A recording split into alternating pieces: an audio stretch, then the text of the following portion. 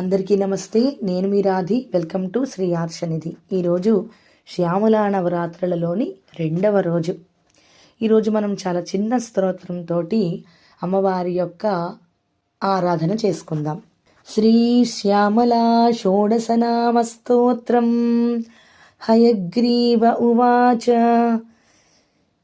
సంగీతయోగిని శ్యామా శ్యామలా మంత్రనాయికా మంత్రిణీ సచివేశీ చ ప్రధానేశీ సుఖప్రియా వీణావతీ వైణికీ చ ముద్రిణీ ప్రియకప్రియా నీపప్రియా కదంబేశీ కదంబవనవాసిని సదా మదాచ నామాని షోడశైతాని కుంభజ ఏతేర్యః సచివేశానీం సకృత్స్తౌతి శరీరవాన్ తస్య త్రైలోక్యమఖిలం హస్తే తిష్టత్య సంశయం.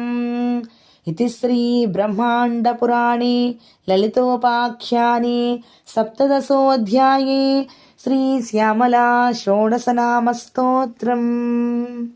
చాలా విశేషమైనటువంటి స్తోత్రం.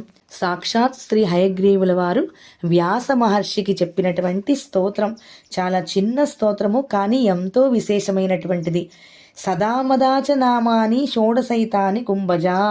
ఏవైతే ఈ 16 నామాలు ఉన్నాయో ఆ 16 నామాలను చక్కగా ప్రతి నిత్యము చదవడం వలన వాళ్ళు త్రైలోక్యమఖిలం హస్తే తిష్టత్య సంశయ. మొత్తం 3 లోకాలు కూడా వాళ్ళ చేతిలో ఉంటాయిట. అంటే ఏమిటండి, 3 లోకాల మీద కూడా వాళ్ళ ఆధిపత్యం ఉంటుంది. 3 లోకాలను ఏలే వాళ్ళు అవుతారు. మనకంత 3 లోకాలు కాకపోయినా అమ్మవారి యొక్క కృప కలిగి మనందరం కూడా బాగుండాలి. మనందరికీ వాక్సిద్ధి కలగాలి, వాక్శుద్ధి కలగాలి. అలాగే అమ్మవారి యొక్క కృపతోటి మనకి జ్ఞానం కలగాలి, సద్బుద్ధి కలగాలి అని భావిస్తూ అమ్మవారిని ధ్యానిస్తూ ఈ 16 నామాలను కూడా ప్రతినిత్యము చదువుకుందాము. అమ్మ కృపకు పాత్రులవుదాము.